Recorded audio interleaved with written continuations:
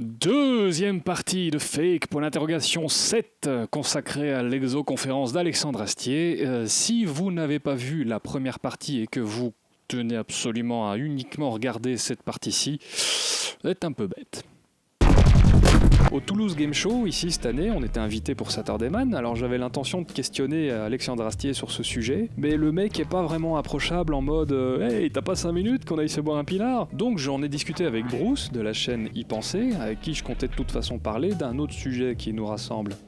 Et quand on en a parlé, il m'a pas vraiment donné tort, hein. Il m'a même dit, ça se trouve dans 10 ans, on va découvrir un truc qui fera qu'on pourra contourner la limite de la vitesse de la lumière. D'ailleurs, la conclusion de la discussion que j'ai eue avec Bruce, c'est que dans l'état actuel de nos connaissances, il apparaît fort peu probable que des extraterrestres nous rendent visite. Dans l'état actuel de nos connaissances, c'est-à-dire de ce que nous avons compris du monde et non pas de ce que le monde est. C'est pas chipoter sur les mots, les gars, c'est vachement important. Les scientifiques ne remplissent pas de vide, c'est-à-dire qu'ils savent les choses jusqu'à un certain point. Il est donc plus prudent de penser qu'il n'y a pas d'extraterrestres qui nous visitent. Mais ça ne veut pas dire qu'il n'y a pas d'extraterrestres qui nous visitent. Fut un temps, il était plus prudent de penser que la Terre était plate. C'est juste ça que j'avais envie de resituer. Merci Bruce d'ailleurs de m'avoir donné du temps alors que le premier soir à l'hôtel j'étais un petit peu...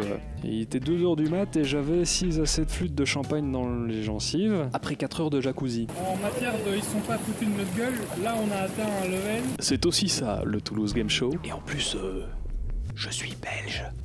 Belle preuve de tolérance et d'ouverture d'esprit, donc merci Bruce. Allez, vous avez assez teasé comme ça, je vais vous expliquer quelle était l'erreur de ce raisonnement. Et là, je dis merci la zététique, plus particulièrement à Christophe Michel, de la chaîne Hygiène Mentale. Ça, c'est encore une chaîne qu'on devrait passer en boucle dans toutes les écoles. L'argument d'ignorance. Tout est là. J'irais même jusqu'à dire que la majorité des problèmes qu'a connu l'humanité provient de ce tour de passe-passe mental. Ouais, j'ose, carrément, ouais. Comme le disent si bien les zététiciens, t'iras te renseigner si tu sais pas c'est quoi les zététiciens, une affirmation extraordinaire nécessite des preuves plus qu'ordinaires. Et si je te dis que j'ai des poils roux sur le torse, la couleur de mes cheveux suffit comme preuve, mais si je te dis que j'ai des poils roux phosphorescents sur le torse, là il te faut une preuve un peu plus qu'ordinaire. Alors l'argument d'ignorance c'est quoi ? C'est quand on dit qu'une chose peut être vraie tant qu'elle n'a pas été démontrée comme étant fausse. C'est une illusion logique. Donc je répète, c'est un truc, on dit ça existe parce que nous n'avons pas prouvé que ça n'existait pas. Pour être un petit peu plus clair, remplaçons des extraterrestres par des faits. Je respecte ceux qui croient aux faits. Si tu y crois, tape dans tes mains. Je ne crois pas aux faits, parce que j'ai jamais trouvé de preuve que les faits existent. Je ne sais pas si elles existent. Peut-être bien qu'elles existent, mais j'ai aucune raison de le croire. Cependant, je ne suis pas fermé à la possibilité de l'existence des faits, et je n'affirme pas que je sais qu'elles n'existent pas. Un autre excellent exemple, si vous voulez briller en société, est celui de la TR de Russell. Wikipédia, les notes en bas là. En gros, il explique qu'il vénère une TR qui tourne autour du soleil, et voilà, c'est son dieu. On peut pas lui prouver que la TR n'existe pas. Le message de l'exoconférence me semble donc être, j'avoue je ne cracherai pas contre une petite confirmation, il est plus prudent de croire que les extraterrestres ne nous rendent pas visite. Et par extension, il est donc plus prudent de croire que les extraterrestres ne sont pas à l'origine du phénomène OVNI. Ce qui ne veut absolument pas dire il est impossible que des extraterrestres nous rendent visite. C'est vraiment pas ça. Et ça ne veut pas non plus dire il est impossible que les extraterrestres soient à l'origine du phénomène OVNI. Vous comprenez un peu le... Mais Alexandre Astier a-t-il vraiment réussi à faire passer ce message? Et là, la suite de mon analyse va peut-être un peu vous surprendre. Alors ici, Alexandre Astier nous parle de la fameuse hypothèse selon laquelle les extraterrestres nous rendent visite depuis qu'on a réussi à fissionner l'atome. Ce seraient nos premières explosions de bombes atomiques qui les auraient attirés. Il existerait donc une sorte de CEA, un commissariat à l'énergie atomique, mais intergalactique, oui. Un CEAI, j'imagine, qui scrute l'univers à la recherche de booms nucléaires. Et quand ils en repèrent un, le responsable derrière son radar doit se lever et dire « Pauvre fou, pardonne-leur, car ils ne savent pas ce qu'ils font. » Et hop, il envoie une patrouille. Qui n'intervient pas, d'ailleurs, Non, qui est là dans une espèce de surveillance, comme ça, discrète, furtive, inaccessible, comme ça. qui n'intervient peut-être qu'en cas d'extrême urgence. Ouais, sauf qu'on trouve quand même de très nombreux témoignages de militaires, de hauts gradés, de responsables qui expliquent qu'un beau jour ils étaient sur une base nucléaire et il y a un vaisseau qui a débarqué et qui a désactivé les ogives. Je suis pas en train de dire que c'est vrai, laissez-moi vous expliquer ce que j'essaye de faire. Le souci, c'est qu'un peu plus loin dans le spectacle, ou un peu avant, je sais plus, Alexandre Astier nous parle du cas de Rendlesham Forest. De Rendlesham Forest. Et il le cite comme un cas solide. Il y a les 5% restants. Les choses inexpliquées. Dont le cas de Rendlesham Forest. Non, ça, Rendlesham Forest et quelques très rares autres cas, ça reste définitivement très étrange.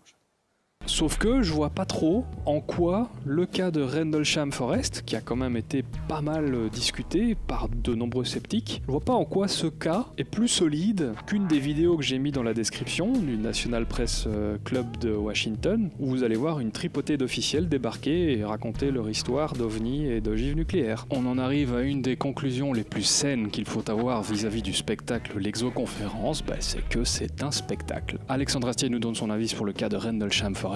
Il juge ce cas plus intéressant que l'hypothèse qui dit que les ovnis viennent depuis qu'on a découvert l'énergie atomique. C'est son avis. C'est une opinion, c'est même en fait une croyance. Et à partir de là, il n'y a rien de mal, c'est juste que je voulais un peu remettre les choses en perspective. Bref, revenons maintenant sur un autre point qui m'a un petit peu embêté dans l'exoconférence et sur lequel je voudrais apporter un peu plus de souplesse. C'est une hypothèse qui démontre que le phénomène ovni serait finalement un phénomène sociologique. On appelle ça l'hypothèse sociologique. Une fois de plus, je vous recommande la chaîne d'Hygiène Mentale, il a fait un excellent épisode qui explique tout ça. Merci Christophe.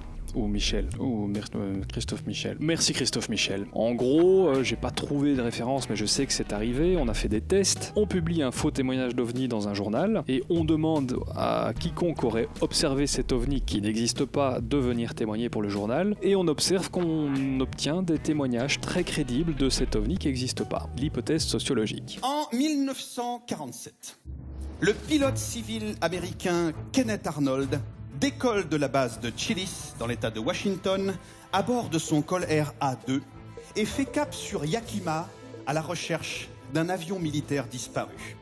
Il est aux environs du mont Rainier lorsqu'il aperçoit 9 objets en formation triangulaire. Quelques heures plus tard, il se confie à un journaliste de l'East Oregonian à qui il parle de la trajectoire ondulatoire des objets. Like a saucer, if you skipped it across the water, comme une soucoupe qui ferait des ricochets sur l'eau.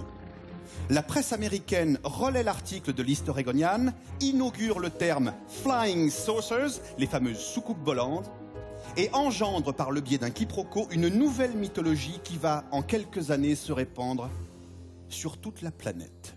Sauf que moi, ce qui m'intéresserait, ce serait quand même de savoir, dans ce noyau dur des cas résistants, les cas qu'on n'arrive pas à interpréter, quelle est la proportion de soucoupes volantes. Parce que d'après ce que je sais, c'est plutôt cigare, boule orange, casque anglais, triangle, cylindre, que c'est pas juste lumière aveuglante, c'est un peu ça le bestiaire de l'ufologie. Alors dans les fameux 5%, quelle est la part de soucoupes volantes? Et maintenant, parlons du paradoxe de Fermi. Alors le paradoxe de Fermi, il a été énoncé en 1950 par Fermi, justement, en discussion avec d'autres physiciens, dont Teller, je crois. Et le constat, c'est que le Soleil est une étoile jeune par rapport à d'autres, donc il y a des étoiles plus vieilles. Et s'il y avait une vie extraterrestre intelligente, les gens qui ont pu apparaître dans ces autres systèmes auraient dû avoir le temps de nous coloniser, et donc les extraterrestres devraient être là. Voilà. Or, ils ne sont pas là.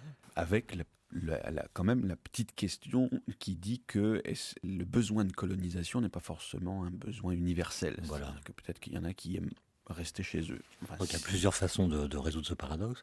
Donc on est bien d'accord, le paradoxe de Fermi, c'est une équation qu'on fait avec toutes sortes d'estimations pour lesquelles on n'a aucune certitude. C'est vraiment pas de la mauvaise foi, vous pouvez vérifier. On les multiplie entre elles et on obtient cette espèce de chiffre qui nous dit qu'on devrait être entouré dans notre galaxie de 3000 à 5000 civilisations environ. Et donc là, on obtient le fameux paradoxe. Alors moi, ce qui me pose problème, c'est pas le paradoxe en lui-même, c'est l'interprétation du paradoxe. Est-ce que c'en est vraiment un? Parce que là, on nous dit, ils ne sont pas chez nous, donc ils n'existent pas. Deux choses, deux informations que le paradoxe en lui-même ne dit pas. Le paradoxe ne dit pas « ils ne sont pas chez nous », il dit « nous ne les voyons pas ». C'est complètement différent. On peut tout imaginer, si ça se trouve, les lumières aveuglantes, c'est des formes de vie à l'état gazeux. Il n'y a aucune raison d'imaginer qu'il ne puisse pas y avoir de la vie dans du gaz. Alors effectivement, pas dans l'air tel qu'on l'observe ici, mais je crois que c'était Arthur Clarke, pour le coup, il faisait vraiment des efforts dans ses bouquins pour imaginer, notamment dans Rama, il imaginait des formes de vie qui communiquaient par des signaux lumineux. Et il y avait, je ne sais plus dans quel bouquin aussi, où il imaginait carrément une forme de vie qui vivait sous la surface du Soleil, qui était purement gazeuse ou forme de plasma, mais c'est pas plus con qu'autre chose. Ou bien c'est des sondes ou des machins qu'on n'est pas capable d'imaginer. Je reviens au paradoxe de Fermi, ils ne sont pas ici, aucune certitude, donc ils n'existent pas. Pourquoi ? Ils pourraient être simplement discrets et éviter d'entrer en contact avec nous d'une façon trop brutale, comme nous on l'a fait là, avec les Indiens et tout ça, à gros coups de Coca-Cola ou de Bible. Donc je résume, sur base d'un calcul fait à partir de variables dont on n'a aucune idée de leur exactitude, de leur précision, on fait une déduction que ce calcul ne dit pas. Donc pour moi, la vraie conclusion du paradoxe de Fermi, c'est « nous ne les voyons pas, donc nous ferions mieux de ne pas croire qu'ils sont là ».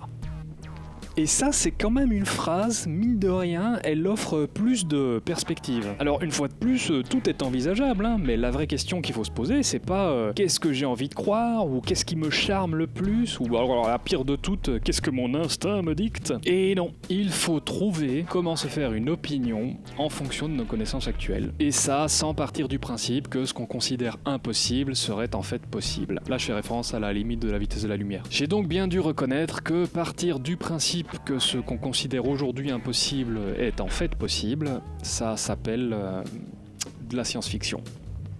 Dans un cas comme dans l'autre, ce qui me plaît, moi, avec le paradoxe de Fermi, c'est qu'on est en droit de supposer qu'il y a peut-être une chance qu'il soit possible que probablement on puisse éventualiser au conditionnel l'hypothèse selon laquelle vraisemblablement il n'est pas exclu de croire qu'il existerait 5000 civilisations dans la Voie lactée. Alors où sont-elles ? Sont-elles ? Il y a un énorme vide pour répondre à ça. Ne le remplissons pas trop vite. Non mais attendez. Moi, ce que je dis dans le spectacle, on est d'accord que c'est phonétique. Hein. Je l'ai appris comme ça. Je sais pas ce qu'il y a dessous. On est d'accord avec ça. C'est pour ça que je vous demande de vérifier. Qu'il n'y a pas trop de conneries. Mais je l'ai vérifié, c'est ouais. Ça vachement bien. Et vous avez dit qu'il n'y a pas trop de conneries. Être sceptique, c'est avant tout paradoxalement ne pas avoir trop soif de certitude. Sinon, franchement, on vaut pas mieux que les ufologues conspirationnistes. Absence de preuve n'est pas preuve de l'absence. C'est un ami qui me l'a soufflé, celle-là. L'hypothèse extraterrestre, dans le cas du phénomène OVNI, est vraiment loin d'être la plus folle. Je veux dire, l'hypothèse de l'invasion des lunaparks mutants du centre de la Terre parallèle qui vient du futur, elle est un petit peu moins... Mais c'est mon opinion, hein. Pourquoi pas les lunaparks mutants, hein. Franchement. Mon objectif n'était donc que d'apporter un petit peu de neutralité et de prudence, tant dans le camp de ceux qui sortent de l'exoconférence en disant « Ah bah tu vois, je t'avais dit que les extraterrestres ça existe pas », que dans le camp de ceux qui sortent en disant « Putain, il est trop con, mais avec un trou de verre, les E.T. pourraient facilement nous visiter. La vitesse de la lumière pourra sûrement être dépassée un jour. » Et l'hypothèse extraterrestre n'est rejetée pratiquement que parce que la limite de la vitesse de la lumière est infranchissable, incontournable. Bah, en tout cas, voilà. Pas. Mais cette croyance n'est rien d'autre qu'une précaution intellectuelle nous protégeant des hypothèses les plus folles. La vraie question qui demeure, selon moi, est celle-ci. Concentre-toi. Hein. Est-ce que l'hypothèse extraterrestre empêche d'étudier le phénomène OVNI avec sérieux, hein? C'est-à-dire, dès que tu veux l'étudier, on te fait « Ah, t'as des petits bonhommes verts, tout ça ». Ou alors, est-ce que culturellement, l'hypothèse extraterrestre est tellement associée au phénomène OVNI, c'est-à-dire qu'il y a plein de gens qui font même probablement pas la différence entre les deux, le phénomène OVNI c'est le problème, l'hypothèse extraterrestre c'est une explication qu'en rejetant l'hypothèse extraterrestre, nous reculons encore plus le jour où on s'occupera sérieusement du phénomène OVNI. Et je sais, le guépant s'en occupe, mais bon, il classe des témoignages, quoi, c'est tout. Expérimentalement, il n'y a rien. Bien sûr qu'il y a moyen d'expérimenter les trucs avec le phénomène OVNI. Là, au risque de mettre pas mal de monde à dos, je trouve que la démarche du faux science est pas mal, quoi. Les mecs, ils essayent des trucs. Il y a les petites bonnettes à réseau, une espèce de réseau de diffraction qui décompose la lumière et qui permet, par exemple, si tu photographies un OVNI avec ce truc-là, d'identifier la composition chimique de la source. Parce que la lumière qui nous est renvoyée, si elle est décomposée composé dans son spectre, on voit il y a plus de rouge, il y a plus de vert, il y a moins de bleu. Et ça nous indique la composition chimique de la source. Alors imagine qu'on tombe sur un truc what the fuck of the dead, pas dire que ça constitue une preuve, mais c'est déjà un moyen expérimental de faire quelque chose. Je suis certain qu'il y a des tonnes d'expériences à faire sur base du noyau dur du phénomène OVNI, les 5%. Donc mes amis, cette vidéo est là pour modifier les conversations que vous aurez autour de la dinde à Noël et Nouvel An, même si vous ne mangez pas de dinde à Nouvel An. N'affirmez pas qu'il est impossible que les extraterrestres nous visitent juste parce que vous avez vu l'exoconférence. Ah oui, mais c'est pas que l'exoconférence, c'est aussi l'avis du GEPAN, du CNRS, de Xavier Passot. Et oui, mais je suis désolé, avec tout le respect que j'ai pour Xavier Passot, son métier c'est pas de dire si les rapports d'OVNI qu'il reçoit sont des extraterrestres. Il est absolument pas qualifié pour ça, le mec c'est même pas un physicien. Allez voir son CV, il a pas les compétences pour. Moi je trouve que quand on demande à Xavier Passot de s'exprimer sur ce qu'il pense de l'origine des OVNI, eh bien... il donne juste son avis. Utiliser son avis comme étant une certitude, c'est l'argument d'autorité. L'argument d'autorité, c'est quand un mec s'exprime sur un sujet qui est similaire à son domaine de compétence, mais qui n'est pas son domaine de compétence. Ce qu'il faudrait au GEPAN pour pouvoir trancher sur la question, c'est des physiciens, des mathématiciens, des météorologues, des historiens, des biologistes, et même des ufologues. Bah oui, il y en a de bien. Cherchons un petit peu, non? Faites bien gaffe à ce truc, l'argument d'autorité. Demandez-vous toujours si le mec qui s'exprime a vraiment les compétences pour s'exprimer ou c'est juste il est en train de donner son avis. Quand vous avez Stephen Hawking qui s'exprime sur l'intelligence artificielle et le fait qu'on devrait en avoir peur, je suis désolé les gars, c'est pas son domaine de compétence. Il fait que donner son avis. D'ailleurs, il donne son avis sur beaucoup de trucs et ça agace pas mal de scientifiques. Et c'est là que je pose un peu la question qui fâche. L'exoconférence, elle nous fait avancer dans quelle direction par rapport à ces deux dynamiques? Est-ce que ce serait favorable aux recherches sur le phénomène OVNI, puisque séparé de son étiquette des petits bonshommes verts, le phénomène deviendrait plus crédible? Ou alors est-ce que ça fait reculer les recherches sur le phénomène OVNI, puisque les recherches sur le phénomène OVNI sont difficilement dissociables de l'hypothèse extraterrestre? Franchement, je sais pas. Et ça m'intéresserait que vous me donniez votre avis, là, en bas, dans les commentaires. Ouais. Si vous voulez vous remettre la question, cliquez ici. En tout cas, moi, j'aurais voulu tenter une petite expérience. Si on met Astier, Klein et Bruce, je vais dire Ben Amram, mais Bruce, autour d'une table et qu'on leur pose cette simple question, pouvez-vous affirmer avec certitude qu'une race extraterrestre ayant 1 million d'années d'évolution d'avance sur nous est incapable de franchir la limite de la vitesse de la lumière, ou de la contourner? Évidemment, il n'y en a pas un qui va répondre « Oui, on en est sûr, certain, absolument, nous savons tout à l'heure actuelle, nous avons la science absolue ». Mais si on pose la même question au public qui sort de l'exoconférence, qu'est-ce qu'il va répondre? Je sais pas, dites-le.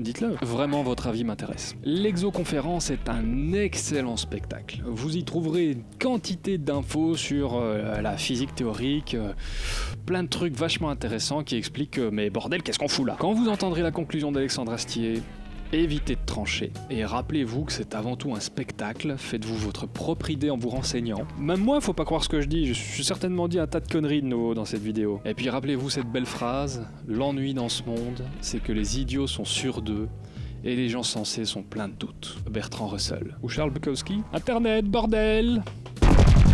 Révélation choc, le sujet OVNI, vous l'aurez compris, est un sujet qui me tient à cœur. Personnellement, et j'ai pris la décision que j'allais vous expliquer pourquoi quand on atteindra les 20 000 abonnés. Merci d'être de plus en plus nombreux sur cette chaîne, on a explosé le compteur, là on a dépassé les 10 000 abonnés, je suis désolé, j'ai été absent pendant un moment parce que je faisais le crowdfunding de Saturday-Man, puis j'ai eu mon déménagement, puis j'ai eu plein de boulot, bon bref, voilà. Que ça ne vous empêche pas de vous abonner à ma chaîne, j'ai encore plein de super sujets en réserve. Rejoignez-nous sur Facebook, sur Twitter. Rejoignez-nous sur Twitter. Ou même, pourquoi pas, venez me soutenir sur Tipeee. Alors je sais, ça fait culotter, le mec qui vient de faire un crowdfunding, il demande qu'on le soutienne sur Tipeee. Mais je sais pas si vous êtes conscient que le crowdfunding, c'est pas des sous-sous dans ma poche. Je veux dire, c'est super le crowdfunding, mais je vais juste être payé pour faire mon taf, moi, dans cette histoire. Ni plus ni moins. Allez voir l'exoconférence, regardez tout ce qu'il y a sur la chaîne, y pensez. Matez les liens que j'ai mis en bas dans la description, c'est des perles. Vous imaginez pas la vision du monde que vous allez avoir si vous arrivez à regarder ces trucs. C'est magique. Et n'oubliez pas qu'en l'absence de preuves, le meilleur réflexe reste d'éviter de trancher.